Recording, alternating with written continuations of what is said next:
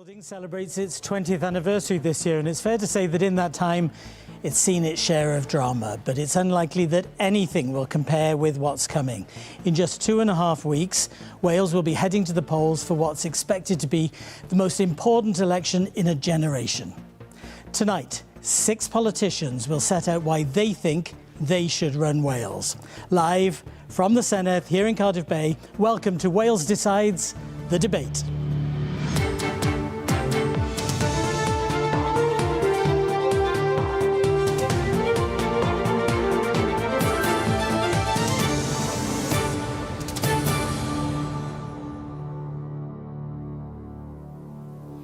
Good evening, I'm Adrian Masters. Over the next 2 hours, the leaders of the 6 largest political parties here in Wales will try to win your vote on May the 7th.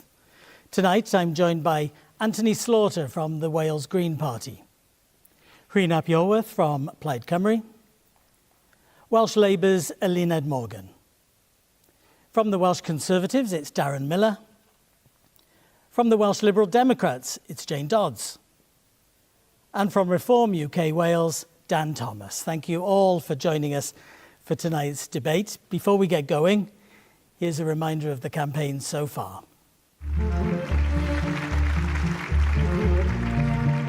This is a national mission. This is a mission to transform Wales. Wales needs ambition.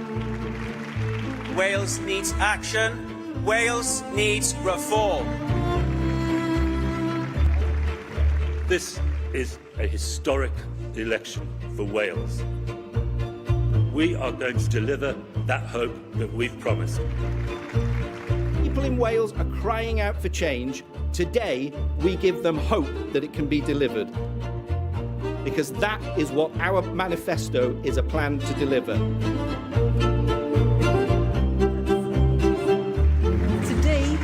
We start a new chapter built on fairness you can feel.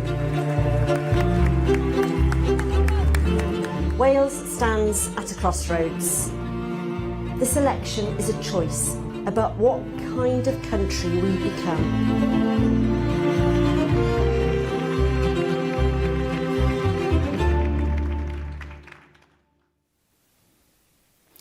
My goodness me, it feels like our lives flashing before us. Tonight, all of the subject areas that we'll be talking about are based on our most recent poll and the topics that you want the next Welsh Government to prioritise. And all of tonight's questions come from members of the public who contacted us over the past few weeks. And we start with a question on the cost of living, which in our poll, 51% said was the most important issue. And Emyr from Llanelli asks, the increase in basic living costs has been significant and in many cases unsustainable. What specific measures would your party introduce to support people facing increased financial pressure?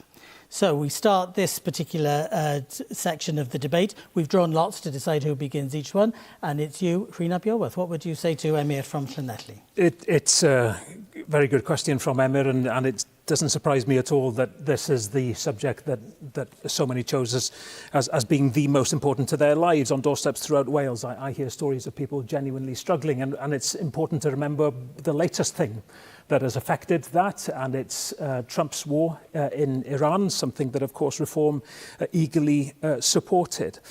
But we have to think what measures that we can use. Many of the levers aren't in our hands, and of course we put pressure on UK government to help with fuel costs, heating costs for homes and so on. But there are measures that we can take too. Immediately, a Plaid Cymru government would extend free school meals to secondary schools, children and families receiving universal income, building on the free school meals in primary schools that only exists because of Plaid Cymru's work. And you would spend £400 million on childcare, wouldn't you? And the childcare offer is very much seen as part of that cost of living But it has been response. questioned where that money would come from, how you would pay for that. The money has been identified. It's a significant amount. amount because it's a significant problem, and we see people paying more for their childcare costs than for their mortgages. But whether it's on freezing prescriptions, keeping them free as they are now, which Plaid would do, and keeping bus passes free, capping bus fares and so on. There are many things that we can do immediately, which a Plaid Cymru government would. Eluned Morgan,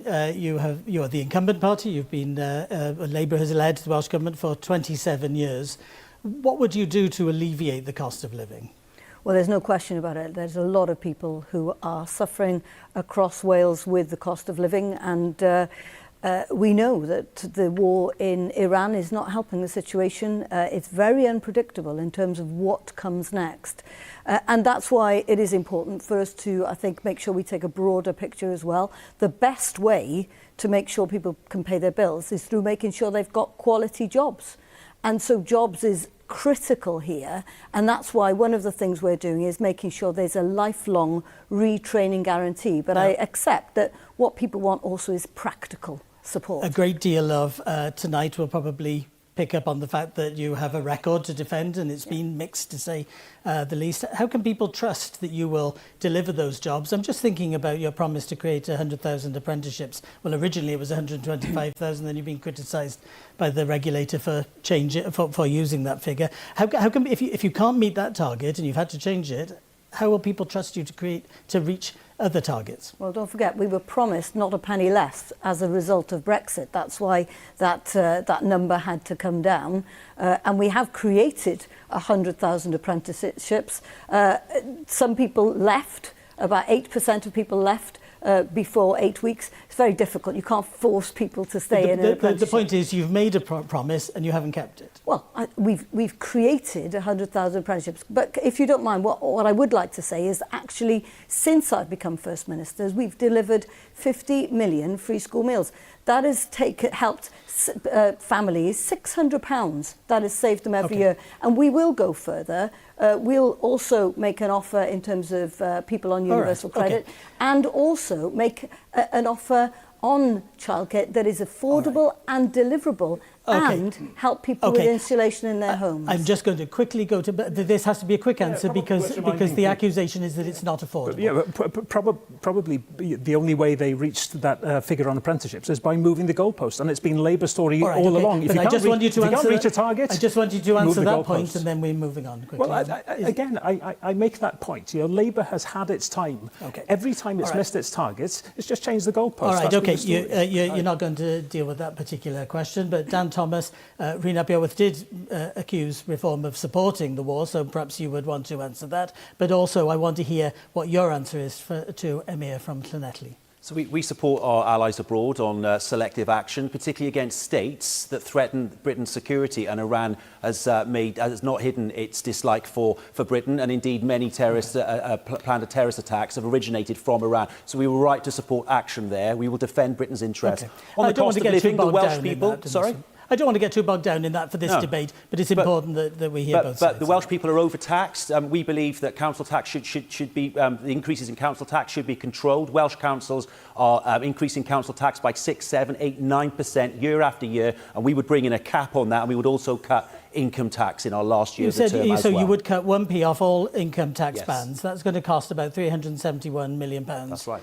How would you pay for that? We've identified £375 million worth of savings, so we would scrap all net zero targets and all net zero subsidies. We would also merge quangos, bring quangos in-house to save £135 million, and we would also have civil service pay restraint, £95 million. But you have to do that every year.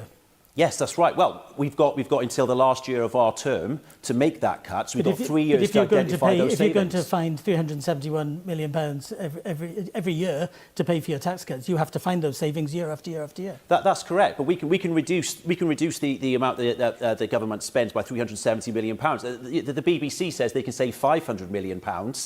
I'm sure the Welsh Government can save £370 million, given that's 1.5% of its budget. I'm going to jump around because, although we'll come back to Darren Millar because he's also promising a tax cut, so we'll come back to there. But Jane Dodds, the Welsh Liberal Democrats, you are not promising that there will be a tax increase, but you say you are willing to look at that. Yeah, that's right. So just to come back, if I may, to Emma's point, really important, on the doorsteps, this is what we're hearing all the time. There's an immediate issue here with the war in Iran. Illegal, absolutely, reckless, supported by both the Conservatives and Reform. What we want to see is that £20 million a day, which is going to the Treasury right now, going into people's pockets to pay for their fuel and their diesel. That is obscene that our bankers and our traders are making money from this war in Iran. It needs to go back to people. But just to go back to your point, yeah, I mean, I think it's astonishing that Reform and the Conservatives are saying they want to cut taxes and protect public services, and they are absolutely... To give money back to people in their pockets? It absolutely doesn't add up. If you, year on year, you're going to be freezing those wages to our civil servants, year on year. So where does that leave them? Well, they're straight away going to be going into poverty. But let me come back to the point that you asked me about social care. There is a crisis right now in social care. 1,400 people are in our hospitals and they don't need to be there. We can help our NHS by getting those people out of hospital. What we've said is that we want to fund social care. If the money isn't there from the Westminster government, if the money isn't there from the Senedd budget, then we will ask the Welsh people to pay a penny in income tax for a fixed period of time in order to address this crisis. But that's not going to help the cost of living, is it, if you're putting the cost of living up?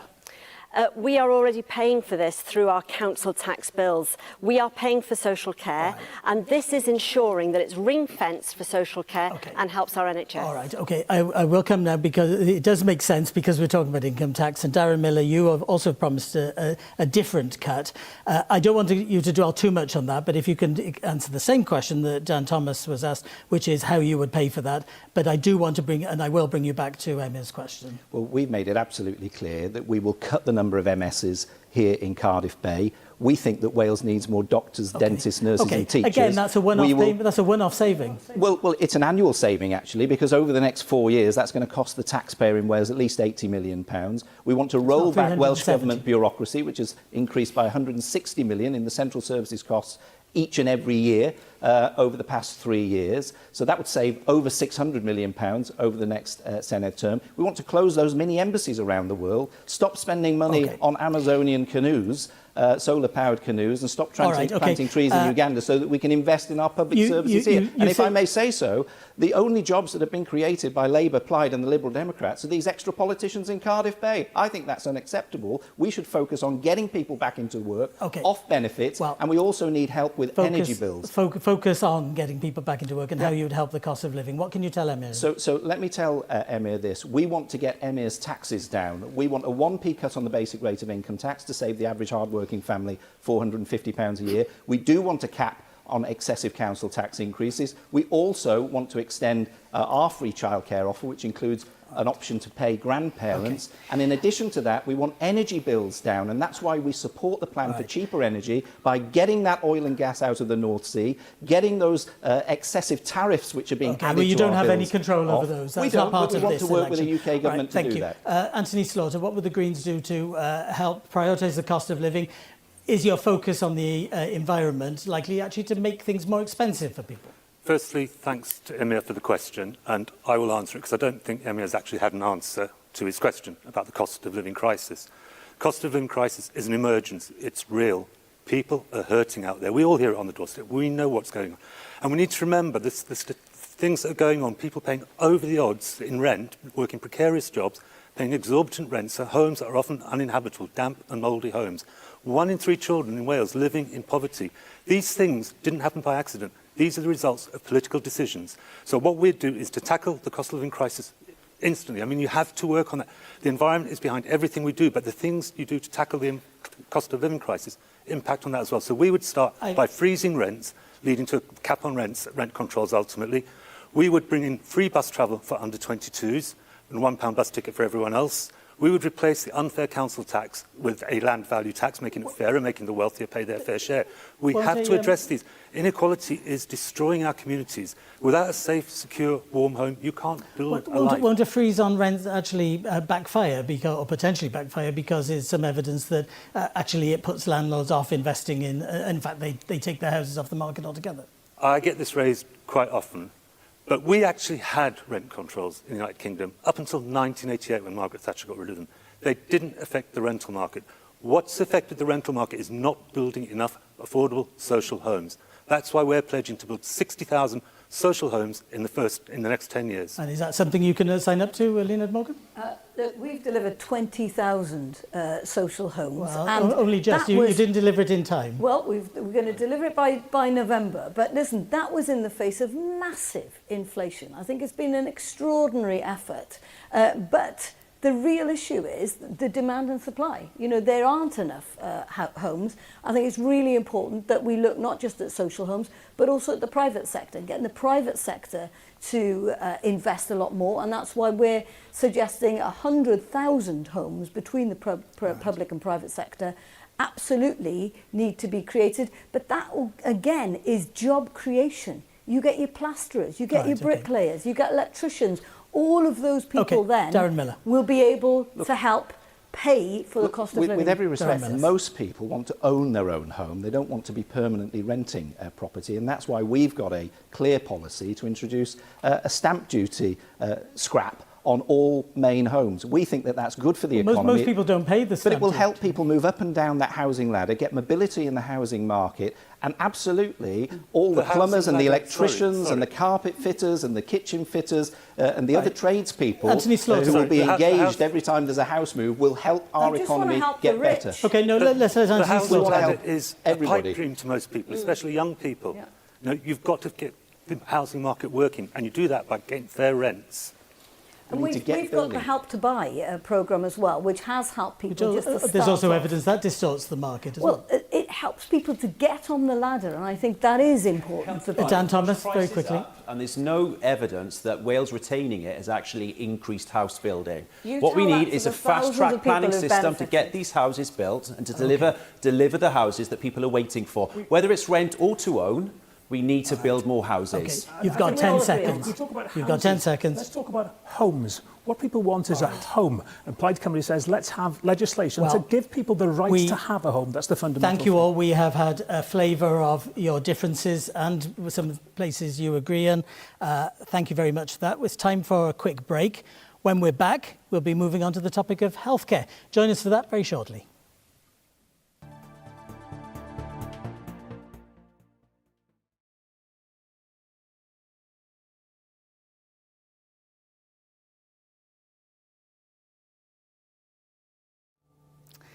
Welcome back to Wales Decides, the debate. Next tonight, we move on to the important topic of health and social care, and our health question comes from Steve from Llanfyllin in Powys. Steve asks, the NHS in Wales is in a bad state. More needs to be done to improve healthcare. How would you fund improvements? And we start this time with Anthony Slaughter. Anthony Slaughter, how would the Wales Green Party pay for things? Well, first, we've got to look at the problem. I mean, it's absolutely right to identify the problem. The NHS is in crisis. The hospitals are crumbling. Staff are demoralised and underpaid. I've spent far too much time in recent years on picket lines with nurses. Nurses and health care staff should never be in a situation where they need to go on strike. So we need to look at the funding. Now, we will never stop demanding the money that's owed to Wales from Westminster. That would go a long way to addressing this problem. This crisis has been caused partly by decades of austerity from governments of both colours at Westminster. But we're in the here and now. We have to deal with the health service as it is with the current budget. And you say that you would immediately end corridor care. That's a bold statement, isn't it? How would you do that? Well, corridor care is absolutely unacceptable. It is bad for patient safety, bad for patient dignity, staff morale and staff safety. And part of the problem with it, this is part of the problem with the whole issue, is it's not documented. We don't have the data. So what we would do is introduce that a corridor care instantly becomes a never event. This is what the RCN are calling for. That means once you start measuring... That's a kind of jargon term which affects how it's recorded. It's not jargon if you're sat in a corridor for 48 hours in a chair. We need to know how big the problem is so we can look at ways of tackling it. But there are immediate measures such as reducing bed cutting, allowing clinicians to work on the weekends. It's vital. I mean, I think often there's pushback on how could you do that? How could we not do this? Because it also frees up resources further down the line in the NHS because it creates bad health outcomes. Right. That's why we're looking at as well moving resources under existing schemes from secondary care to primary care. So we have GPs, dentists and community health centres in people's communities. Cutting problems off at the source saves so much money further down the line. Dan Thomas, what is reform's prescription, if you like, for the NHS? Well, you asked about how you'd fund relieving the waiting lists, and we've identified up to £40 million that you could save relatively quickly by shutting down those overseas offices, the vanity projects abroad, and also reforming how we spend money on agency nurses. So in total, you could save £40 million there relatively quickly to divert to the front line. That wouldn't pay for the NHS for half a day. To the front line. Which is actually... Was that Elena Morgan saying it won't even pay for the NHS for, what was it, half a day? Well, look, 40 million, it's extra money. And I wouldn't scoff at £40 million. People are fed up of their money being sent abroad. They'd rather it be spent on Welsh nurses and Welsh hospital beds. That's what we're saying. We'll close those offices down. That's £9 million. That's not to be scoffed at, in addition to the waste on agency nurses as well. That's £170 million, and we can save on the margins there as well. I don't want to be too distracted by this, but you've both you and Darren Miller have talked about overseas embassies. They are, aren't they? They're single people in other embassies. But they cost offices, they cost money, they have grants on all sorts of weird and wonderful things, and we have UK embassies abroad anyway. So yes, we will shut those down. They are in the UK embassies. You clearly don't know how it works. They sit within the UK embassies. They spend money on planting trees in Uganda. Oh, here we go. All right. Well, Elena Morgan, quickly answer that, but I do want to focus on that. 0.001% of the entire Welsh budget goes on needs to be that. spent in Wales. What about the... let's not get bogged down in the detail of what they're saying, but the point is that you have you've been distracted and you have spent your money, the money that has come from the UK government for health, on other things. Look, we spend more than 50% of the budget on health, and we're unapologetic about that. Listen, it went through the mill during the pandemic. And it's, the fact is that 2.75 million people have an appointment in the NHS every month in Wales, in a population of 3 million people. Right. At one point, if you don't mind, 1.6 million people see a GP, the equivalent of 1.6 million people. This is a huge amount of work. It is working for the vast majority of people, but I recognise that more needs to be done, and that's why we'll be building new hospitals, £4 billion on new hospitals, one in Cardiff, transformation of the one in Wrexham, one in West Wales. We'll be offering a 48-hour guarantee to see somebody in the primary care team. Yeah, somebody is not a GP necessarily. It's somebody in the primary care team, and don't scoff at that. These people have just want to clarify. Expertise. All right, okay. But if you don't mind, also, well, I do need to bring somebody else in. Women's health, for me, is absolutely central. And I said when I came in that I would open women's health centres. Right, okay. We've had 18 months and they are open across Wales. That's something I'm terribly proud about. On top of that, there will be same-day mental health support. Okay. Darren Miller, the Conservatives say you declare a health emergency. Yes. What use is that? That's just more talk, isn't it? It's not more talk. No, we need to pull the ripcord. The NHS in Wales is in a crisis situation. There are not enough beds. We would surge those beds so that people don't have to be cared for in corridors and cupboards. You know, according to the Royal College of Emergency Medicine, over 1,000 people last year alone died because of corridor care, because they were waiting in excess of 12 hours in our emergency department. So we need to fix that, and the only way to do it is by having a laser focus on it and pulling that ripcord to declare a health emergency. Your party's never run the NHS here in Wales, That's but right. it has been in charge of the NHS in England, and there more patients than ever before are waiting, over 6 million patients on waiting lists, and yet you say that the NHS in Wales is in crisis. It's in crisis in England. Crisis that has been managed by your party. Let's be absolutely clear. You are hundreds of times more likely to wait for 2 years plus for treatment if you're a Welsh patient than over the border in England. That is not acceptable. That is absolutely not acceptable. And let me tell you, we're paying hundreds of millions of pounds in clinical negligence claims. We have an army of newly qualified nurses, paramedics and doctors that can't get jobs, and yet we're spending a fortune, a small fortune, on agency costs. All right, then, while we're on the responsibility side of things, if we like, Rhys Aberworth, you are criticising Labour now, but your party has been in government with Welsh Labour and had a cooperation agreement. So you have to bear some responsibility for the problem. Well, even actually the structure of the NHS, when that was done when Plaid Cymru was in government. Yes. Health was not a part of the cooperation agreement because we did not agree with Labour's approach on health in Wales. When your party was in coalition. If you want to go back 20 years ago when there was still a Labour health minister back then, listen, we have a choice on the future of the NHS in Wales. Nobody trusts, of course, reform because of the confirmation last week by by Dan Thomas that the party on a UK level does indeed want to privatise the NHS. Well, you did on a programme last week. You said you're going to try to reject doing that in Wales, but we know Nigel Farage is the boss. And nobody believes Labour anymore. And Lynette Morgan, of course, has been a central character in the demise of the NHS in Wales. We have got to find a way to put it on a sustainable footing, and that's what Plaid Cymru's policy is about. Yes, an injection. Well, we've never run health in Wales. We need that injection, which Plaid Cymru would put in in the first year, but we need that sustainability. How much are you going to put in? Over 100 million in the first year. Additionally, that has all been accounted. Oh, has it now? All has been accounted. Of the 400 million for childcare. Through independent assessment that says that this is deliverable. 400 million extra next year to pay for everything. You've spent that several times over. I'm sorry, but nobody believes Labour anymore. All right, okay. No.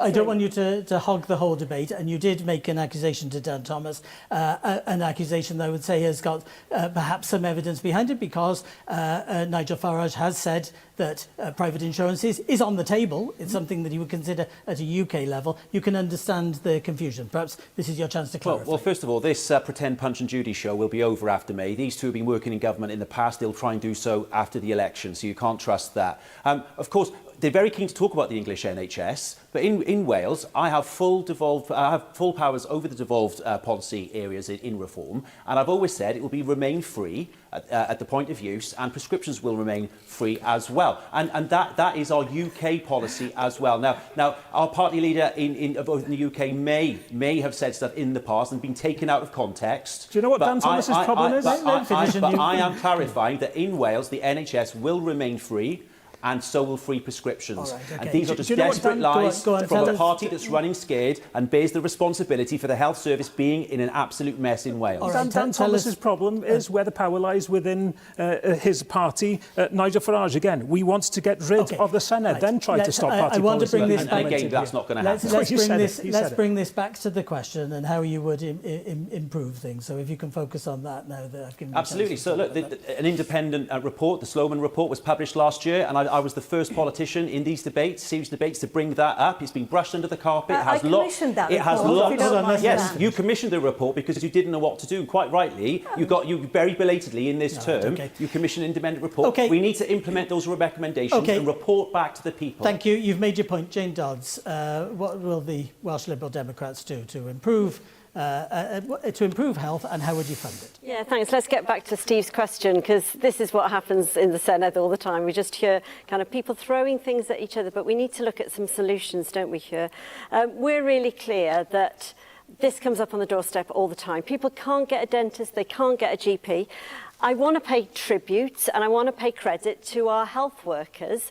We cannot undermine the value that they give to everybody. And I hear all the time, once people are in the system, they get an absolutely fantastic treatment and a really good journey. So we've talked about it. We're really clear and we're upfront and honest, and that's what people want from their politicians. They want honesty. So you mean the tax pledge? You would increase taxes to pay for it? We are clear that social care and healthcare go together.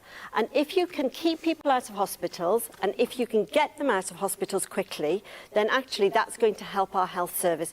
We're being really upfront and honest with people. We're not about cutting taxes because we think we need to protect our public services. We need extra money in our budget, and if we can't get it any other way, we will raise our taxes by a penny. And Anthony Slaughter, it is important. I've heard what you've said in other debates and interviews about costings, but it is important people have some idea of where you would get the money to pay for these things. So how would you fund improvements to health? Well, as I've said often, the manifesto isn't a budget document. It's our priorities and our direction of travel. But of course, people need to know... You should have some sort of... Yeah, we do have it should ideas. be realistic. It should be deliverable. Absolutely. It also has to be ambitious after decades of failure. So we have costings for the things that we know as short-term priorities. So, for instance, the free bus pass, the free bus travel for under-22s costs about 59.2 million. The £1 bus ticket will cost 256 million. We've got those figures because those things are deliverable in the shorter term. But what about the hundreds of millions that would be required to improve the NHS and cut waiting lists? Well, this is the issue. It goes back to the fair funding issue. Wales has been shortchanged for so long. It must get the money it's owed. But at the same time, we have to work within the existing budgets. And I've said some of the things that we would do for that. But then other things, we're offering free school meals for all secondary pupils. That will help with healthy issues. The housing will help with health issues. You've got to look at this. It's not...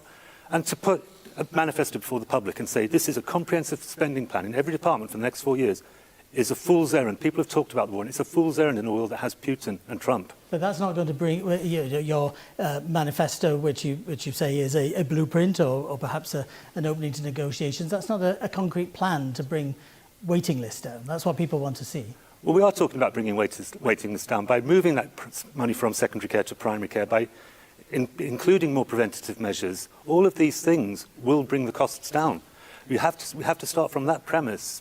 Darren Miller, talking of costs, you say you would immediately reopen closed wards. Do you know how many of those there are and how much that would cost? There are plenty of them in community hospitals, the length and breadth of the who would country. staff them? There are plenty of them in our existing hospitals as well, where the numbers have been reduced down. You know, a third of the beds have been taken out of our NHS since 1999. It's no wonder we've got a catastrophic scene in our emergency departments as a result. So we need to reopen those, we need to surge those. We did it during COVID after an emergency was declared, and we can do it now. So there you go, Leonard Morgan, the solutions have been laid out to you. Why haven't you listened to them? Look, I think a lot of people want to have that care in their home or in their community, and that's the shift we've been making over the past few years. You know, my mum suffered with Alzheimer's until very recently, and she was cared for at home, and in her dying days the health board came to her. That's happening across the country, and that's how it should be. People don't want to die in hospital, they would rather die in their own home. But they are dying in hospital, that's the problem, because and that's why we need to accept that there's a crisis. Community. You refuse to accept there's a crisis.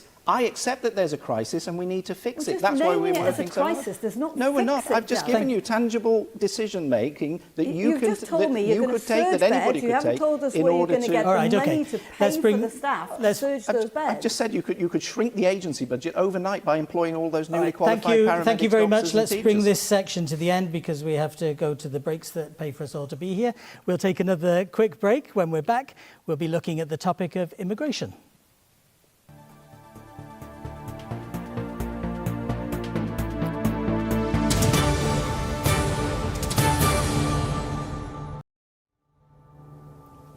Welcome back to Wales Decides, the debate.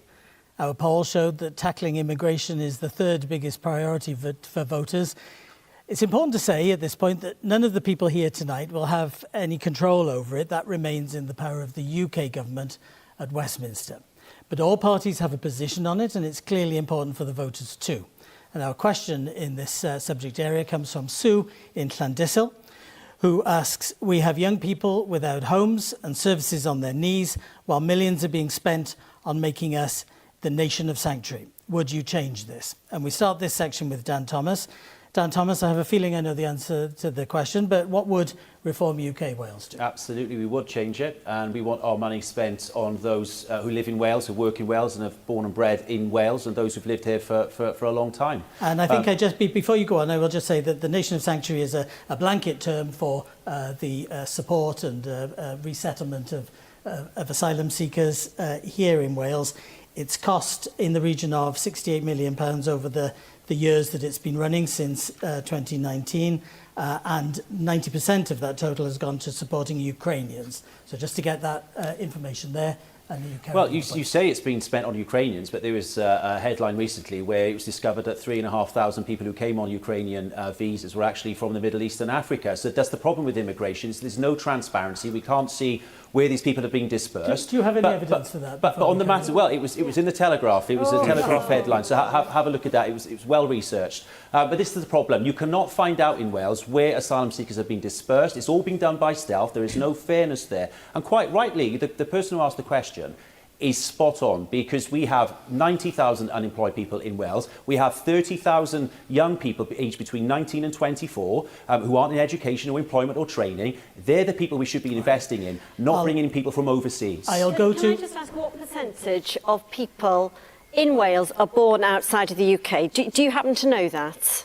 I don't, but that's the point, and that's 6.9%. Let me finish. 6.9%, according to the Office of Immigration, are born outside of the UK, and your party is stoking division. You are stoking hatred. You are stoking fear in those people, and you should be ashamed of yourself. All we're saying is this is the problem with the immigration debate, Adrian. We want to have a very, very sensible, rational debate about immigration. And we know it's low in Wales at the moment, and we want to keep it that way because we've seen what's happened in England and in English cities. And we do not want Cardiff or Wales turning into that. You can't have a rational debate without being called a racist or stoking fear. And I think you find the people watching at home who have valid concerns about immigration, it's a top 3 issue. As soon as you start saying to them that they're stoking fear. Let us try to keep this rational. Yes, and let's try to keep it becomes too emotional. The point about the nation of sanctuary and how that works, because that is something that the Welsh Government has responsibility over or has a decision-making. Plaid wants to devolve immigration to the Welsh Government, so that's a very frightening thought. We'll come on to that in a moment. Anthony Slaughter, the Greens would strengthen support for refugees, asylum seekers and migrants. Why do you see that as important? And do you accept what Dan Thomas and I guess Darren Miller would say, that that acts as a draw? No, I wouldn't accept any lectures on immigration or the nation of sanctuary from either of them. The Wales I know, the people I speak to on the doorstep, are better than this divisive rhetoric. We're a welcoming nation. We need to understand the concept of the nation of sanctuary. These are people that the UK have said can move to the UK, and then Wales has been allocated a certain amount of those to integrate and educate and bring into the communities. That's what it's about. It's a programme. You know, people on that side of the panel would say things like, oh, these people come over here and they don't integrate. That's exactly what the nation of sanctuary is for. While you say that, I mean, our poll clearly shows that people are concerned about People are concerned about immigration, and as you rightly point out, that's separate from the nation of sanctuary, because none of us will have any control over immigration. But when I go on the doorstep and someone raises how do you meet immigration, those concerns?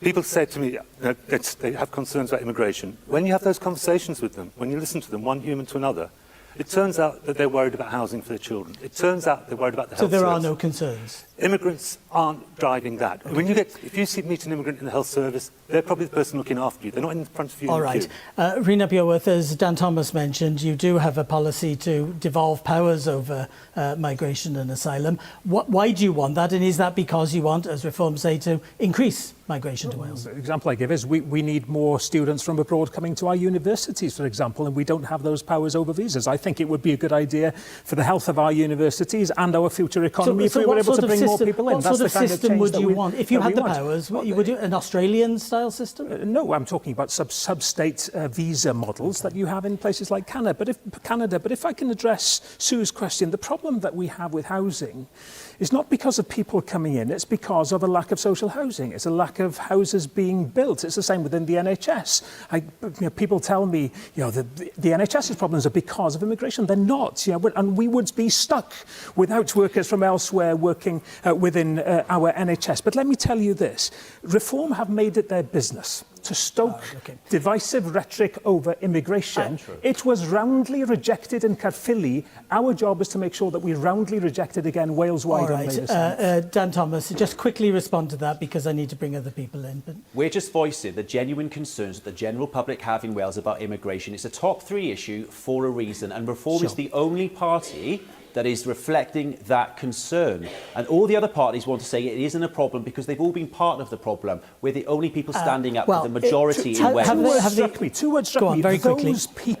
Those people were the words used by Dan Thomas to describe people fleeing persecution, fleeing war. Think of our values as a nation, and let's have a discussion based on these fact, asylum not seekers. A lot of them are economic migrants. They're not fleeing war. They've left their families behind, and they've come over. They're young males. They've come over. They've come over because they know we are a I don't want it to become. I don't want people who'd fled here from Afghanistan. All right. Okay. For them. I don't want this to become a straight conversation just between the two of you. And Darren Miller is standing in between you. And a lot of these accusations have been levelled at the Conservatives in the past. So how do you respond to the accusation that by focusing or using some of the language that you've used, you've stoked up the debate? Well, my issue is this. The Welsh Government gets a block grant to spend on the issues for which it is responsible. Some of which is resettling migrants. And immigration is not a responsibility of the Welsh Government. It's something that the UK government should be funding. I want to see every pound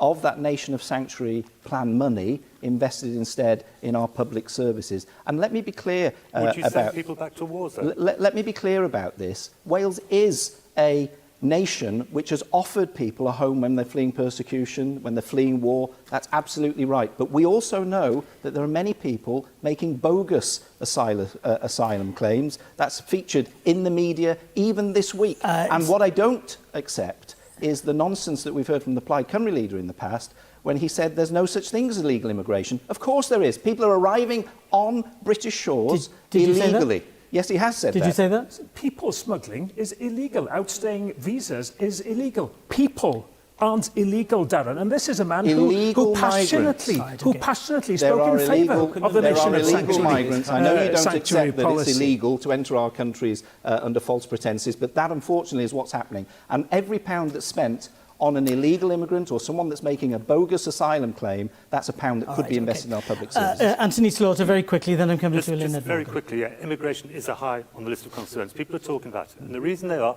is because your two parties keep stoking hatred and division by exaggerating it. You're taking people's anger and despair, anger that they have every right to feel at the situation, and you're directing it at other people, some of the most vulnerable people on this planet. All right, you both should be ashamed of yourself. Thank you, Anthony Slaughter. I want to bring Leonard Morgan and then Jane Dodds in. Leonard Morgan, was it a mistake perhaps to badge the nation of sanctuary? Was that virtue signalling that backfired? Because effectively it was something that you had to do. You were doing on behalf of the UK government. I'm not going to apologise for the fact that 91% of that money is spent on settling Ukrainians who are fleeing a war. And it's teaching them to speak English. Some of them are working in the care sector. Lots of them are contributing now to our economy.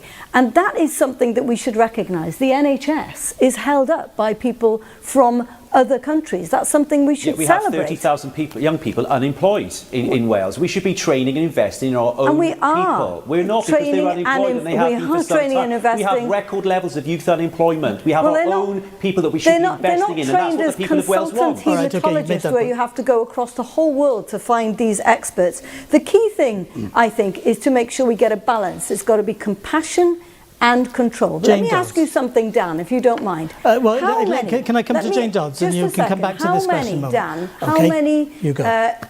How many asylum seekers are housed in hotels across Wales? How many? At the moment, it's a low number. We don't know how many have been dispersed across Wales. We don't know how many have been dispersed across Wales. The answer is zero. And across the UK, 5% of the Welsh government equivalent is spent. All right, okay. Thank you. £5 billion a year is spent on so-called asylum seekers. We could be spending that on our own NHS. Let's talk in facts and let's not raise concerns where there shouldn't be any. Okay, then the actual figure is 74. Jane Dodds, do you? There's nothing in your manifesto about immigration or migration as such, but you do say that you previously said that you wholeheartedly support the nation of sanctuary. Do you still? I absolutely do. And look, I get very, very passionate about this because I know people from countries that have come here that risk their lives to get into a small boat. Nobody wants to get into a small boat. It is the most perilous thing you can do. And the top 5 countries that people arrive in small boats from, let's remind ourselves, they're all war-torn countries. Eritrea, Afghanistan, Iran, Sudan and Somalia. They are people terrified about what's happening, and they come to welcoming Wales, and I believe that Wales is a welcoming country. That's our badge of honour, and you can't do that down. And you try all the time. You find a way of doing down the Welsh people, and you find a way of doing down the Welsh people, both the Conservatives and Reform. And I don't believe they're like that. And one of the biggest issues is not about people coming into Wales. It's about our young people leaving Wales. I'd agree with that. That's what we need to focus in on, and that's what Sue asked. You've made specific. We can do both issues there. We can protect people who arrive on our shores because they're seeking safety. All right, Jane Dodds, you've made specific accusations to both Reform and the Conservatives. So a quick response from each. Darren Miller first. Yeah, I just want to make it clear that the Welsh Government should stick in its lane as far as its responsibilities are concerned, and the same should be the case of the UK Government too. And what we have here is an attempted power grab by some political parties that want to stray out of the devolved settlement into matters for which they're not responsible. That's not acceptable. I think that money should be spent on those public services. The point that Leonard Morgan is making is that the nation of sanctuary is teaching English, it's resettling, so just let's be clear, UK Government's responsible for immigration, not the Welsh Welsh Government. Yeah, but the Welsh Government has... Anyway, Dan Thomas. They want respect for the devolution settlement, The Welsh so do Government I. does have a role. It has to resettle. It's I doing it think on the behalf things of like the nation UK of sanctuary, it attracts, it actually drives people risking their lives by small there's no votes. evidence. Of course Where's they do, your because we're evidence? saying we will,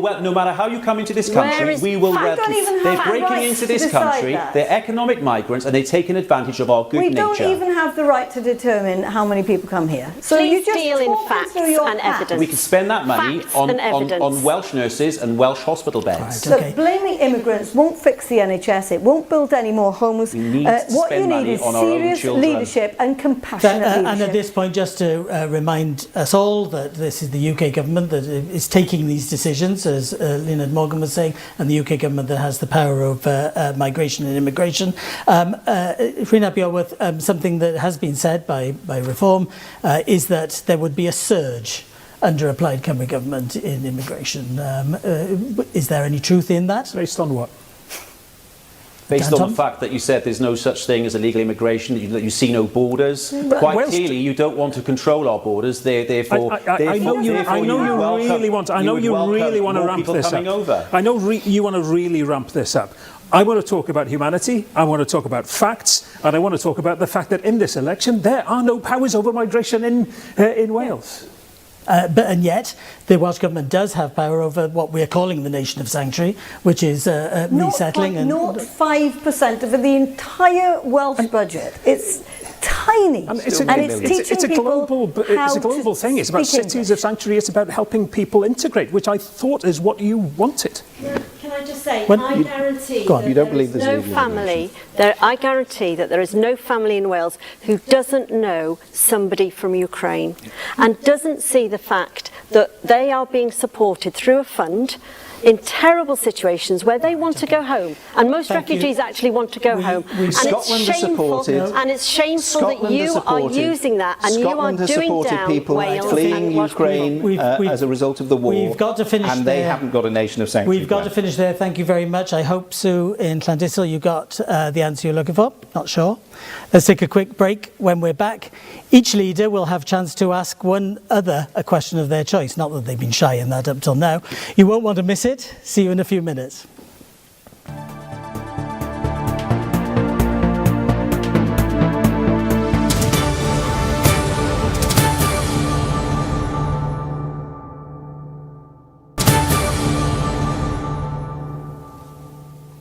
Welcome back. Now in this part, rather than debate a particular subject, each leader will get the chance to ask another a question of their choice. The order's been selected at random, and we start with Senedd Morgan. Senedd Morgan, who would you like to ask your question to? I'd like to ask my question to Rhyn. Can you promise the Welsh public that your £400 million childcare plans won't be paid for by taking money away from the NHS, from refusing public sector workers like teachers, nurses and bin men a decent pay rise, or by cutting support for the poorest families in Wales?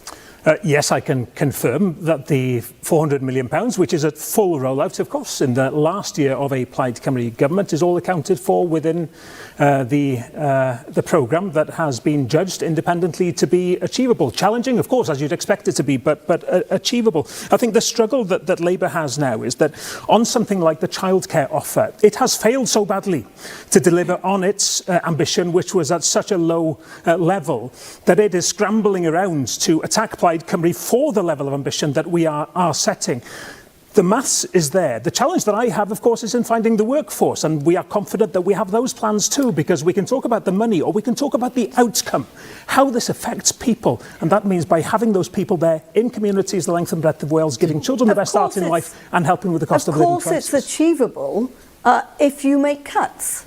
But you have to be honest, I think, with the public about where those cuts are going to come from. Let me just make it clear. Next year, there'll only be about £400 million uplift in the entire budget. So all of that will be going on. No, this isn't the final year. This is 4 years from now. So just so people are clear, this will not come into fruition until the final year. You'll be making millionaires who need childcare support will also be supported.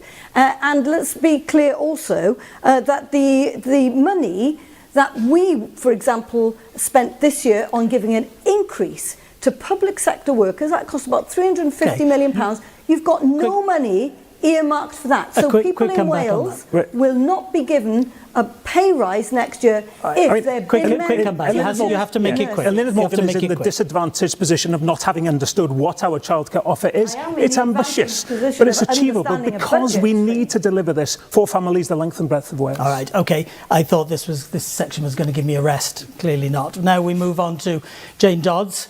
Jane Dodds, what's your question and who's it for? It's to Reform UK.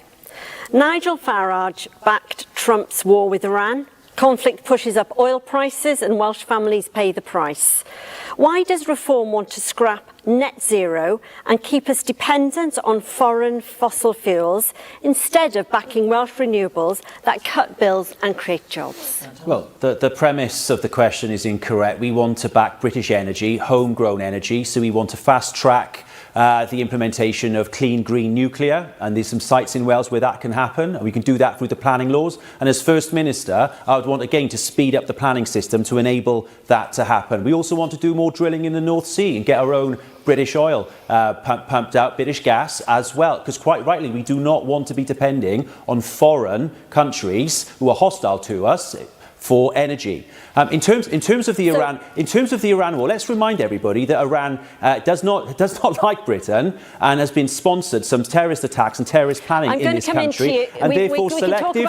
I want to answer the question. And therefore selective action, which is what Reform favours. Bearing in mind this is not a devolved matter. Reform UK are absolutely doing away with environmental concerns. You just want to drill, baby, drill. Read our manifesto. You want to drill, baby, drill. You want to absolutely put nature and diversity aside, because we believe actually that if you look after nature, our rivers and our beaches, they will look after us. But actually your approach is the opposite. Our manifesto has a Wales Rivers Act in there where we want to clean up our rivers and our shores, absolutely. And you can have two at the same time. You can focus on the environment and have homegrown energy. That's what we want. And what's happening in Iran is exactly why we need to drill more oil, why we need to drill for more gas, and why we need to have clean green nuclear. That's exactly why we need to have energy security in this country. Specifically is about why you are doing away with the net zero targets. Why? In one sentence. If you believe that, because then why? renewables are unreliable, they're expensive, they've been subsidised for too long, and they are making energy bills. They are making energy bills more expensive. Pause there, but stay on standby, because Dan Thomas, it's now your turn to ask a question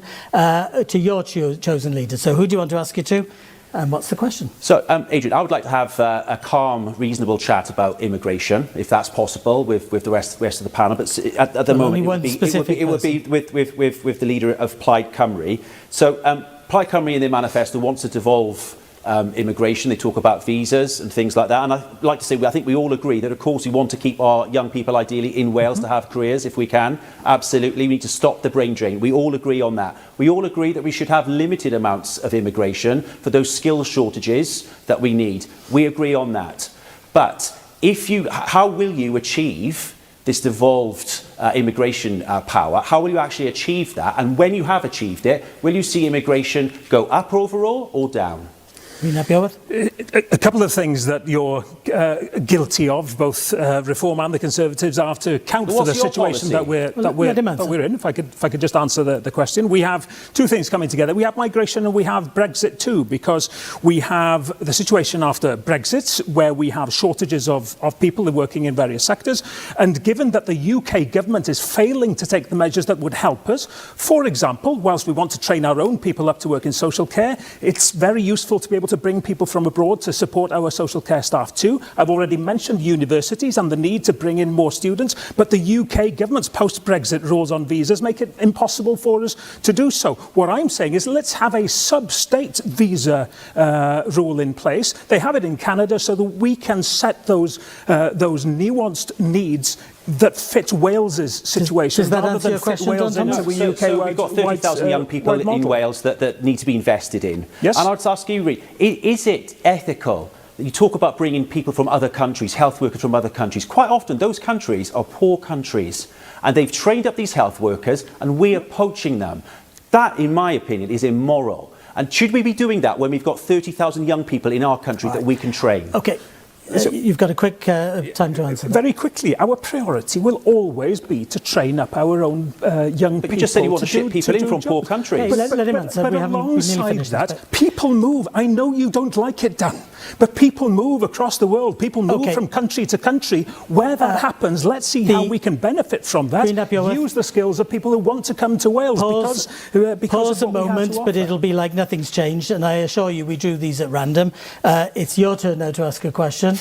Let me guess who you're going to ask the question I'll throw it back at Dan Thomas of I'm Reform. very popular tonight. Reform's position on global affairs, I believe, is damaging to Wales and goes against Wales's values. Farage's support for Trump is well documented, and his war is taking a devastating economic toll. Also well documented is your opposition to the package of support for those fleeing the war in Ukraine, as we've discussed this evening. Now, children fleeing that war were given a new life here in Wales. Many now speak Welsh, that language that Nigel Farage called a foreign language, but this is their home now. I'm proud that our communities opened their arms to women and children fleeing Putin's bombs and bullets. Why aren't you? So in terms of international relations, the First Minister has no powers over foreign policy. And yet here we are debating foreign policy. I'm very popular tonight, Adrian, because we are the challengers in Wales and the establishment parties here are running scared. So on international affairs, as First Minister, I will keep stum. And I will focus on the day job. Unlike these parties here, I will focus on the Welsh NHS, Welsh education, Welsh jobs, the economy. And I will not get worked up about issues going on abroad. Now, of course, Iran and what happened, Ukraine, it has affected fuel prices, it has affected food prices. But people out there did not vote for us to talk about international issues. They voted for us to sort Wales out. Let's give Rhun ap Iorwerth a chance to come back. Fascinating. You know, people call me a separatist. Yes, it's Reform and the Conservatives and Labour who are obsessed, it seems, with pulling up the drawbridge and stopping us as internationalists from playing our part in the world. That is what I see as Wales's future.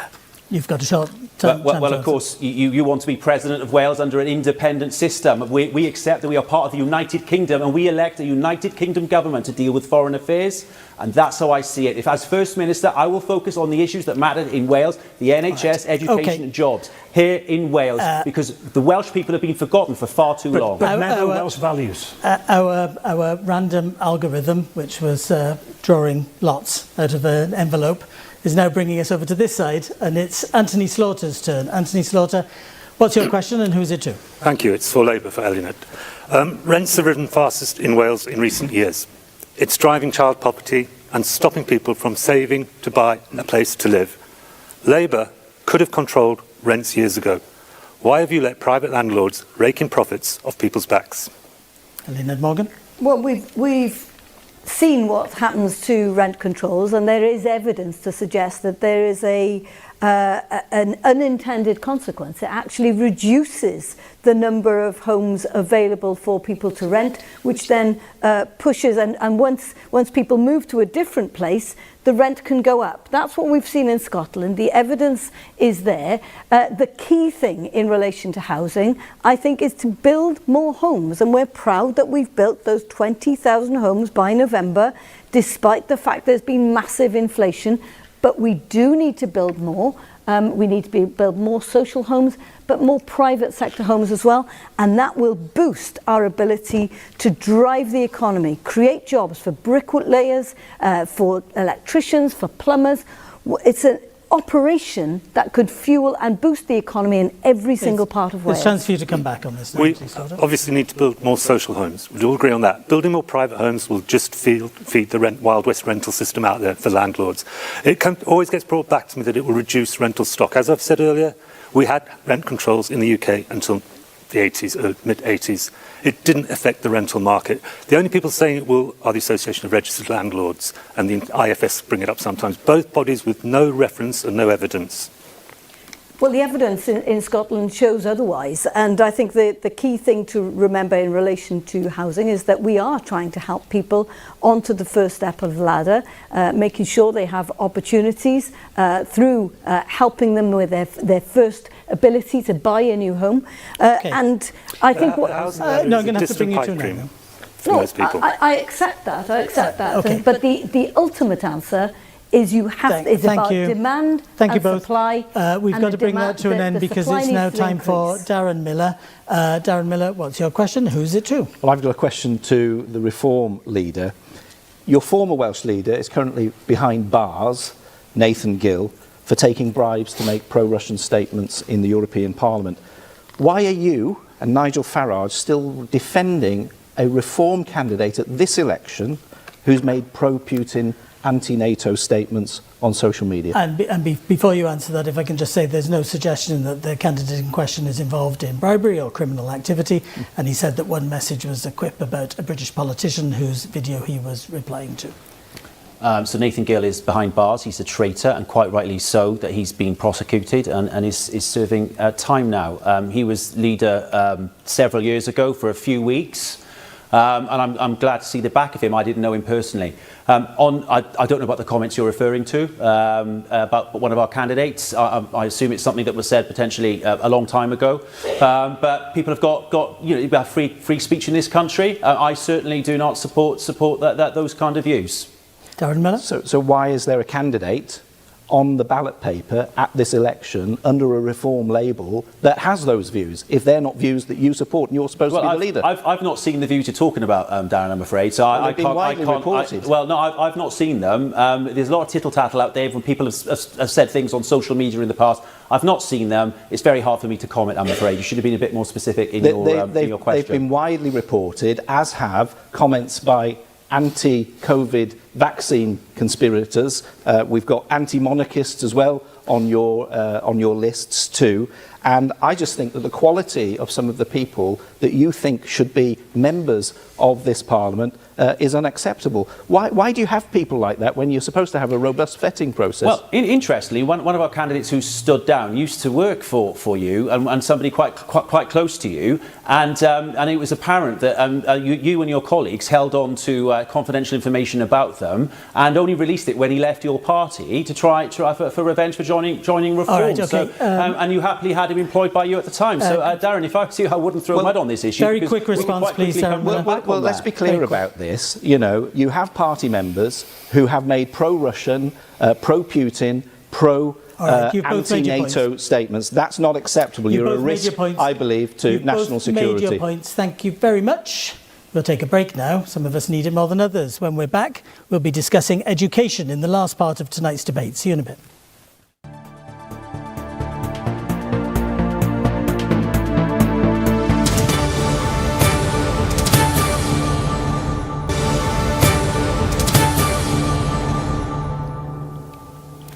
Welcome back to tonight's Leaders' Debate, live from the Senedd here in Cardiff Bay. We've spoken about the cost of living, health, education for the last part of the debate. The last part of the debate, we're actually going to be talking about education now.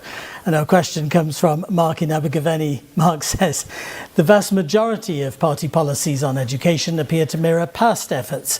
What is radical and innovative in any of your policies? How do they represent, says Mark, a transformative change for today's challenging world? Isn't it all just more of the same? And for this section, we start with Jane Dodds from the Welsh Liberal Democrats. What's different about your education policy? Well, thank you for the question, Mark. You know, education is the greatest investment we can make in our children and actually into the future of Wales. So we want to provide free childcare, 30 hours a week. That's really important. That's a good investment to ensure that our children go into school ready for education, and we tackle child poverty. But two other issues that we want to introduce is a workforce strategy. You know, our teachers and our classroom assistants need that strategy, need that support, and we will introduce a school leavers guarantee, which means that any young person, as they leave school, within 3 months will have a clear plan which will allow them a pathway into education, into work, into an apprenticeship. That will be guaranteed for the first 3 months. You know, so many young people just feel that they're on a conveyor belt, that they leave school and they're expected just to go to university. But actually, we want to have a different way of looking at the individual needs of that young person. Thank you for the answer. And I want to talk about all these innovative policies. But while I've got you, I do want to say, I've made the point to Elena Morgan, I made it to Rhys Abergwyth and to Darren Miller, the responsibility or bearing part of the blame. And it was a Liberal Democrat, Kirsty Williams, who introduced the new Welsh curriculum. She was an education minister in a kind of mini coalition with Welsh Labour. Your party's, if there are problems, your party's as much to blame as anyone else. Look, I'm proud of the work that Kirsty Williams did as the Education Minister. She did introduce the new curriculum. It has to have time to bed down. Kirsty also introduced the best opportunity for our young people going away to university in terms of a grant. She introduced that. That was part of the work that she did. So absolutely, I'm very proud of the work that Kirsty did. So you stand by her work in government. Rhys Bioworth, get you back to Mark's question, which is what's different and innovative? Well, I think the innovative element is the universality of that childcare offer and getting young people children from that young age ready to start school in a very, very good place. But we've also, I'm sorry, at a point where we need to strip back to basics. Plaid Cymru's foundational numeracy and literacy plan is about trying to get back in touch with that proud education tradition that we have in Wales. One of the first generally literate populations in the world, yet we find ourselves now at the bottom of too many league tables and PISA and so on. We've got to strip back to those fundamentals on our treatment of numbers and words so that our young people can strive to better. And PISA, those international league tables which measure reading, and it's not acceptable to have government after government and the Labour ministers not appearing to understand the seriousness of what that means for the life chances of our young people. Darren Miller, you as a party want to fund schools directly and you want to allow academies and free schools, but there's to say the least, there's a mixed verdict on those schools, which have been in England for a long time now. According to the LSE, it can drive up standards because of competition, but it also could increase social and academic segregation, and it benefits the better off families. Well, actually, if you look at the evidence, England has been bounding up the league tables internationally, whilst Wales, unfortunately, is lingering at the bottom of the UK league table and the international league table. So we've got to do something more radical. We've got to restore discipline in our schools by backing our teachers. I think it's appalling that in Wales... But that's not really to do... There's evidence that it's not to do with the structure of the schools and the free schools and academies. I think parental choice is really important. Okay. At the moment, we have undermined choice in our education system here in Wales. That's not right, and we need to give parents access to the information that they need to make informed choices. We want to make sure that people can access information online through a parental portal so they can see the evidence of the quality of the schools that they send their children to. I want to ask the same question to Dan Thomas, because you have a similar policy of allowing academies and free schools, but the evidence is not there that those are the solution. Well, they're part of the solution, and you referred to England, and there's a lot of inner city inequality in England, and where academies have been opened, that's where they've made the best difference and lifted standards in quite deprived areas that had quite deep-rooted educational challenges. But isn't the evidence that actually it just benefits the sharp-elbowed middle-class families? No, not at all, not at all. And it depends where they are and how they're set up, and actually diversification in the education system is a good thing. But coming back, we do need to get back to basics. Focus on the 3 R's and back our teachers with discipline as well. Let me bring in Anthony Slaughter. And Anthony Slaughter, if you can tell us what you would say to Mark about how you would do something different for schools. Okay, well, just firstly to make clear, I don't believe there is any place for academies in our education system. No place for academies. We don't need any further drivers of inequality. You made that clear. And I think that comes back to what will we do different. It's looking at our policies in the whole. So firstly, we have a generous childcare offer as well, because those early years are the most important. But if you're living in poverty, in inappropriate housing, and your parents can't afford to feed you regularly, no improvements in the education system are going to help your chances. You're going to be a disruptive force in schools. I speak to teachers' unions quite a lot, and obviously pay is a big concern, but equally concerning to them is disruptive children, and that comes down from the inherent inequality in our society. So on that, we need to tackle that at cause. Then we also need to fix the school estate, the school buildings. You can't learn in derelict buildings, and it's supporting staff morale. We're bringing a no-phone policy. Isn't there, though, some evidence, and I don't want to speak for Dan Thomas and Darren Miller, but some evidence that parents do, actually what they want is standards to improve. Whether it's standards of behaviour and academic standards? Absolutely, standards are important. But I had one of your colleagues ask me about this the other day, and he said, quite incorrectly, he said, your manifesto talks about the need for education to be fun. Shouldn't our children be learning to read? Shouldn't learning to read be fun and engaging? Yes, I mean, because you promise play and fun with eco-literacy, health and well-being education, food literacy and relationships education. Yeah, we need to get our children equipped for the world they're going to grow up into. So they need to know about equalities, they need to know about nature. These things are vital. Would it be a free-for-all?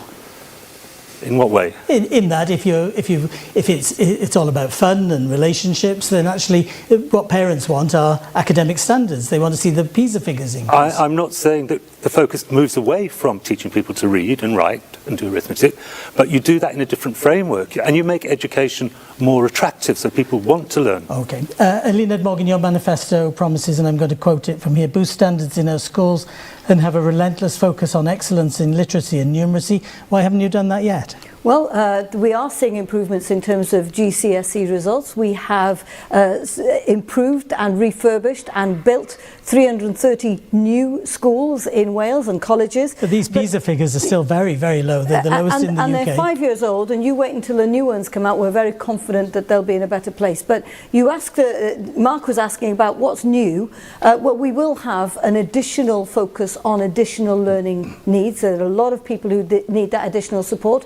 And who are they getting that additional support from? Well, it's from the school support staff. And we will pay, we're the only party who is saying that we will pay school support staff throughout the year. And you know, one thing that does get levelled at you quite a lot, and I expect I've heard it from Darren Miller and Dan Thomas. I'm not their spokesperson, but it feels like this at this stage. Are you sometimes too close to the teachers' unions?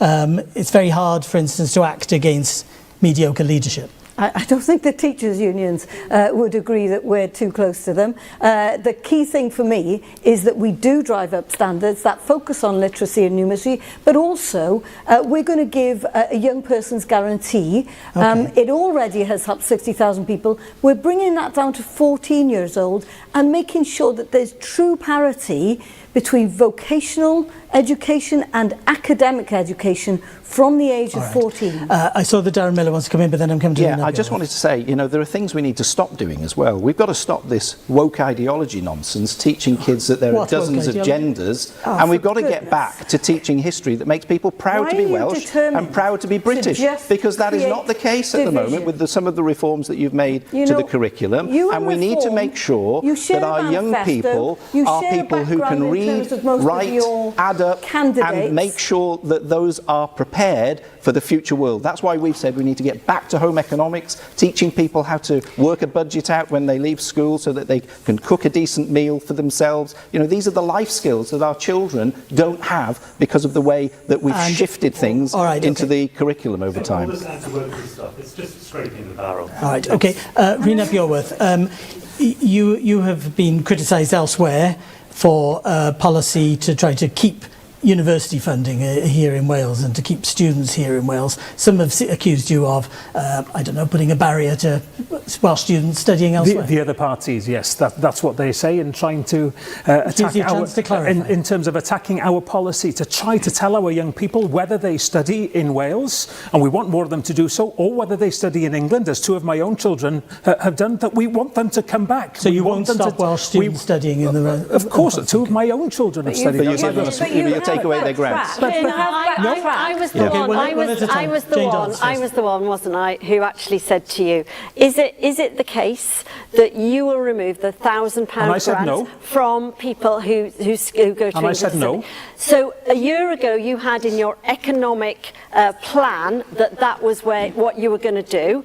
Are you saying that now, if you are in government, you will not have that policy in place? You've changed your mind. I have to point out that we've left the cross-examination part, but thank you. I have a copy of my manifesto downstairs, and I'm happy to share it with you. Changed your mind. It's not a matter of changing my... Plaid Cymru is the one party. Plaid Cymru is the one party in this election that recognises, if I could finish, Plaid Cymru is the one party in this election that recognises the need to both support our students and support our higher education sector, which is facing £100 million shortfall. You've pushed on your policies, you've crumbled under net zero, you've crumbled on this was your policy before. The problem facing higher education is because of your government's actions. A tiny bit of pressure and the policy is gone. This is That's not because of your leadership, government's Reid. actions. You have aspirations to lead our nation. You've got to stand firm, not crumble at the first People point leading of our pressure. nation have to admit what the problems are, and our higher education sector is on its knees because of Labour. Deep breath, Darren Miller. One of the other things that we need to do, of course, is to make the tuition fee loan system fairer. I mean, that's why Kemi Badenoch and others in the Conservative Party have been talking about the need to reform the student loan system so that there's no profit being made out of it on the backs of those who go to university, but that the interest rate is actually pegged to inflation. I think that's a far fairer system for our young people, and it will go some way to making sure that they're not paying back for the whole of their lives when they leave university. How would you, because that has become increasingly a problem for a lot of young people, how would you fund the universities? Well, the universities will get their tuition fee funds in any case, but the issue here is it's the interest on those loans that's the problem. And I think that, you know, if someone's earning a decent wage and still their debt is going up, which is currently the case, that's unfair. For a lot of those universities. But that is unfair on those young people who've worked hard, gotten through university, and are never paying that debt down. Jane Johnson, I just really want to say something really brief. I think universities are absolutely fundamental to Wales.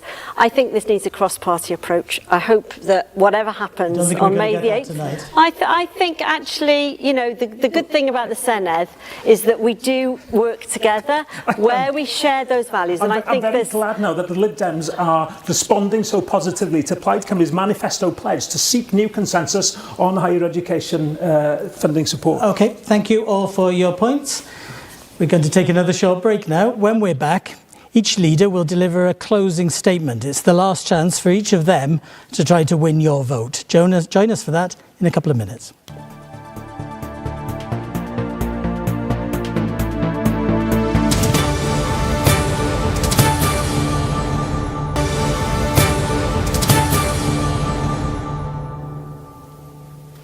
Welcome back. Now, as well as the 6 parties that you've seen tonight, a number of smaller parties will also be standing in this election. Let's take a look now at some of those and what they stand for.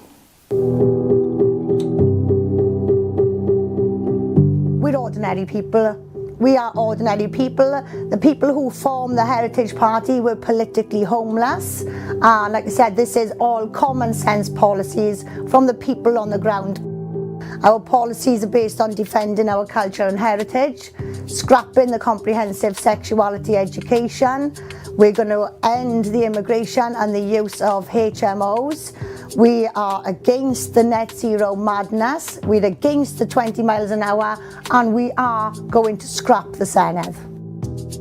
We're not getting any answers from government. We feel that democracy is now a mockery in this country. So if people are looking for hard-working, passionate people that are going to work from the heart and for the goodness of the people in this country, the Heritage Party is that party. We're very honest, we're straightforward. It is very clear what we are for. We are for, eventually, for independence for Wales. We haven't got the history, which is great because we're a new party, and therefore we can make our own history. We are the People's Party because we really want to make politics available to the public, but not just available, listen to them. We want our mandate to be about the people and accountable to the people. The key point is that we're an anti-corruption party. There's plenty of it in Cardiff Bay. We want that debate on corruption in the Welsh public sector, and nobody else will hold that, and nobody else will name the names that we will name. Vote for us if you want a debate on corruption in the Welsh public sector. We think we need a mass council home building campaign. We need rent control. We need to nationalise the energy companies in Wales and to fully fund the NHS and kick out the private sector who are leeching off our public services. And there's more on the smaller parties on our website. You can also find all our coverage of the campaign so far on ITV, ITVX and our YouTube channel. Now, though, we finish tonight with a closing statement from each leader. This is the last chance for each of them tonight to try to win you over. Again, the order has been selected at random, and we start with Darren Miller. Darren Miller, why should people vote for your party? After 27 years of Labour, with the support of Plaid Cymru and the Liberal Democrats, Wales isn't working as it should be. People are paying more in tax, but getting less in return. Our NHS waiting lists are the longest in the UK. We have the worst educational standards in the UK and the lowest pay packets in the UK. It's not good enough. The Welsh Conservatives have a credible plan to fix Wales and get Wales working. We will cut your taxes to save you money and put that back in your pockets. We will cut waste and we will fix our public services. So vote Welsh Conservative on the 7th of May. Thank you very much for your closing statement. And next it's Senedd Morgan. I want to leave you with something to think about. For 8 months in a row, waiting lists have come down. The plan is working, and if Welsh Labour is elected again, then we will progress with that plan.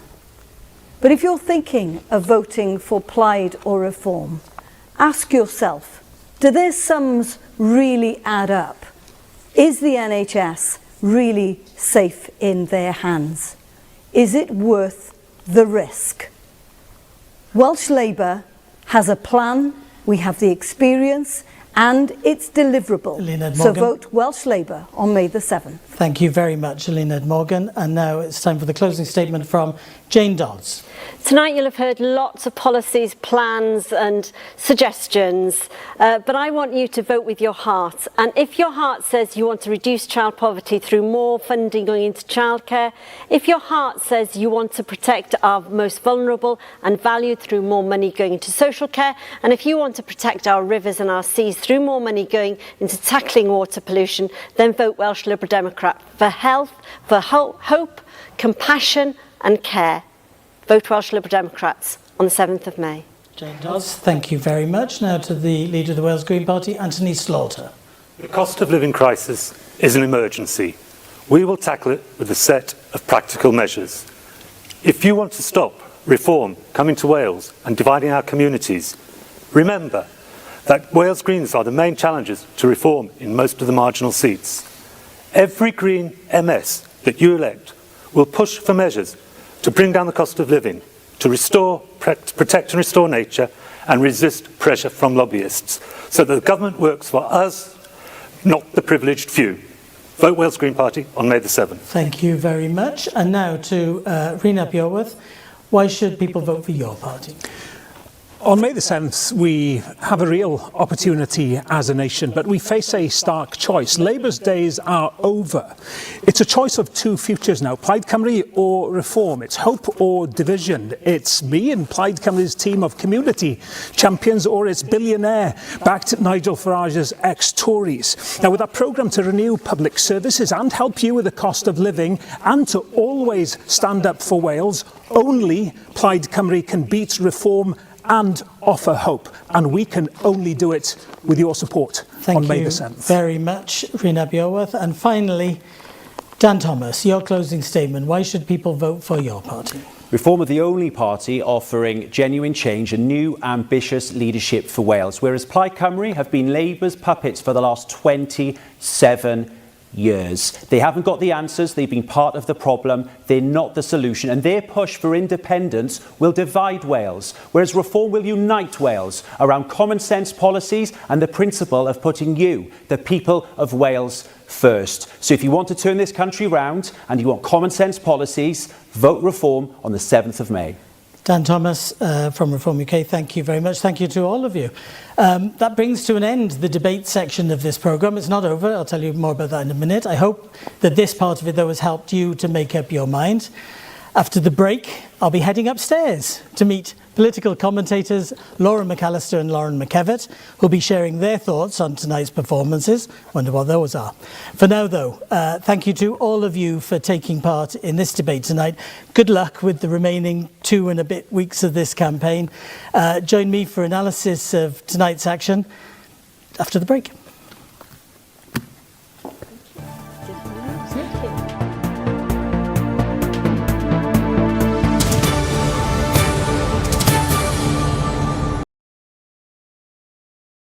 We are in the campaign at the moment. It's starting to get a bit tenser, more fractious, and you could see the kind of split between the two blocks on the left-hand side and on the right-hand side, and where the attacks were, where the blows were trying to be landed. And I think this first extract might give us some idea of that. So let's just see this and then we'll talk a bit more about that. We've got a clear policy to introduce a stamp duty scrap on all main homes. We think that that's good for the economy. Most people don't pay the stamp But it will help people move up and down that housing ladder, get mobility in the housing market, and absolutely all the plumbers and the electricians and the carpet fitters and the kitchen fitters and the other tradespeople who will be engaged every time there's a house move will help our economy get better. Okay, no, let's the housing ladder is a pipe dream to most people, especially young people. Yeah. You know, you've got to get the housing market working, and you do that by getting fair rents. And we've got the Help to Buy programme as well, which has helped people just to start. There's also evidence that distorts the market as well. Well, it helps people to get on the ladder, and I think that is important for people. Dan Thomas, very quickly. And there's no evidence that Wales retaining it has actually increased house building. What we need is a fast-track planning system to get these houses built and to deliver the houses that people are waiting for. Whether it's rent or to own, we need to build more houses. Okay. So an exchange on housing, stamp duty or land transaction tax and planning. What was it about that particular stretch? I thought this section was a bit scattergun, if I'm being really honest. I thought the different party leaders tried to cover so much ground there, and we moved around from housing to taxation, to childcare, to free school meals. It was a bit of everything really, without much depth. But you could see as well the way in which each of the parties was trying to appeal to their base, if you like. You know, clearly stamp duty would benefit those people already on the housing ladder and further up the income scale. So it was one for the Conservatives. Lauren's nodding away next year. I think there's a big difference there that became apparent really early on between parties that want to cut taxes and have the economy stimulated because more money's in individuals' pockets versus parties that want to spend more government money and give money back to people. Now, the truth is that in any government economics, you really need a balance of both. Yeah. The problem is, at the moment, a lot of people feel that they're paying too much tax, and a lot of people feel they're not getting enough government services. And talking of spending, the biggest bulk, the biggest chunk of spending is on the health service. So this exchange now is about the health service. And nobody believes Labour anymore. And Senedd Morgan, of course, has been a central character in the demise of the NHS in Wales. Right. We have got to find a way to put it on a sustainable footing. And that's what Plaid Cymru's policy is about. Just as yes, an injection. Well, we've never run health in Wales. We need that injection, which Plaid Cymru would put in first in the first year, but we need that sustainability. How much are you going to put in? Over 100 million in the first year. Additionally, that has all been accounted. Oh, has it now? All has been accounted. On top of the 400 million for childcare? Through independent assessment that says that this is deliverable. 400 million extra next year to pay for everything. You've spent that several times over. I'm sorry. Yeah, well, quite a row there between Rhina Beorwerth and Senedd Morgan, Lauren McKevitt. Any clarity on health spending from that debate? Not particularly. I think a lot of people who listen into a debate like this will think, well, hang on a minute, how hard can it be to put a bed into a hospital? There aren't enough beds, just buy more beds. A lot of what isn't being addressed in what most people are putting forward in a debate like this is a mental health bed costs £1,000 a night, an intensive care bed costs £3,000 a night. A person who's an older person who needs to be discharged into social care but is perfectly fit to be discharged, £300 per night per bed.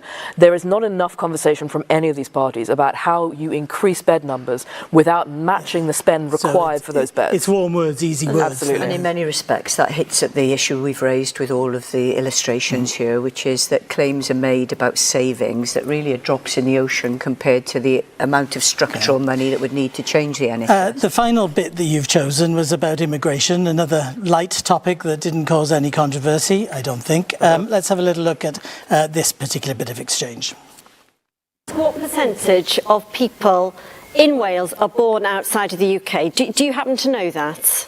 I don't, but that's the point. And that's 6.9%. Let me finish. 6.9%, according to the Office of Immigration, are born outside of the UK. And your party is stoking division. You are stoking hatred. You are stoking fear in those people, and you should be ashamed of yourself. All we're saying is this is the problem with the immigration debate, Adrian. We want to have a very, very sensible, rational debate about immigration. And we know it's low in Wales at the moment, and we want to keep it that way because we've seen what's happened in England and in English cities. And we do not want Cardiff or Wales turning into that.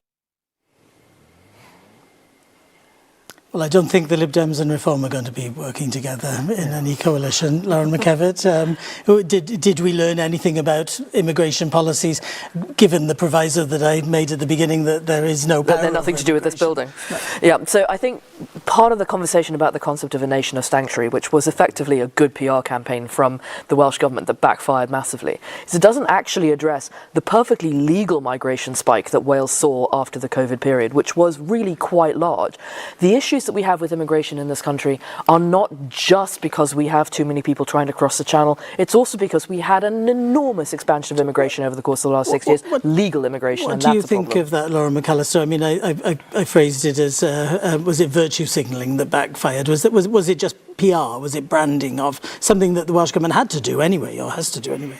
Possibly, but we've got to put it in context, haven't we? It's a very, very small amount of the Welsh Government budget that again has been enlarged as if it would create savings that could be manoeuvred into other spending areas. But we know it's a tiny, I think the estimate is what, 10 million a year? Exactly. I mean, that's based on previous very, very small. But a sneeze costs more money than that on the NHS. I think that debate was purely about emotional appeals, wasn't it? Those people who feel passionately about. So, what have you two learned about where we are? You've said, Laura, that already that this gives us some indication of where things are. What have you learned about where the parties are? Does it match the polls?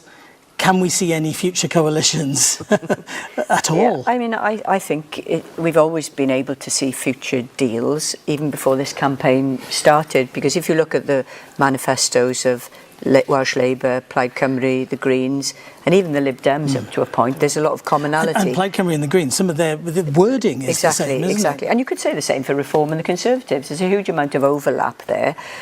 It'll all depend on the maths, as we've said all along, you know, and there are more options on the left block than there are on the right block because of where the votes are coming from. I'd say so. I mean, I think some of the votes on the left, some of the parties on the left have been quite clear that they won't work with Reform. It doesn't look like Reform and the Conservatives together would either be comfortable bedfellows or would actually have the numbers to get over the magic line. And does that lead to, I mean, I know I've heard some people say that could lead to a sense of unfairness or grievance, but in some ways it's just the way that the system works. Well, I don't know that anybody can start championing about unfairness in this system. About 18 months ago, Nigel Farage gave a speech in which he said the two most important words in the coming months are Dehont and Wales. This allegedly was a system that was going to work for them. And this is the new voting system which is more proportional. It was what they had in Europe. They know how to work with it, and they've yelled about first past the post for years. This is a fair system. Well, you make a good point, though, Adrian, because we don't have an understanding here of a party that might get the most seats and yet is not in government, because that runs counter to everything that we understand from first past the post. But it is what happens everywhere in Europe. And if a party with the most seats isn't able to find coalition partners, then the other parties have every right to manipulate a deal around it. But I think that's going to be quite hard, and it will, if it is Reform in that position, it'll play quite well into their argument. So what you're telling me is that May the 8th may not be the end of this, is that right? I think what's going to be really interesting is what everyone's willing to give up in order to work together. There's absolutely no way that the Labour Party are going to sit behind a desk with the Green Party and allow rent controls to go forward. They're smarter than that economically. There's no way that Plaid Cymru are going to sit there and let some of what Labour have done historically sit alongside a government that they're going to have. Well, a lot of this will come down to what they're willing to give up. Thank you both so much for your insights and for making sense, which is, you know, I'm not going to make any comment about anything else that's happened in this programme. Thank you so much. That brings tonight's programme to an end. I hope that we've helped you make up your mind ahead of the election. Yes, on May the 7th, not long now. Until then, ITV Wales will be with you all the way. Each night in Wales at 6, we'll be looking at the issues and interviewing the leaders. Those leaders are also being put through their paces in Wales Decides the interviews. Then each Tuesday, Sharp End will chew over the campaign with all the larger parties. You can catch up with anything that you've missed on ITVX. And on our website, you'll find constituency profiles, guides to voting, and other updates. And even if that's not enough for you, you can also sign up to our special Substack newsletter. Then on Friday, May the 8th, yes, we'll bring you the results and analysis from every count across the country throughout the day, making sure that you know the results as they happen, whether it get a conclusion, we don't know. It's going to be a remarkable day, potentially an historic one. For now, though, thanks from all of us here at the Senedd in Cardiff Bay. Thanks for watching. Good night.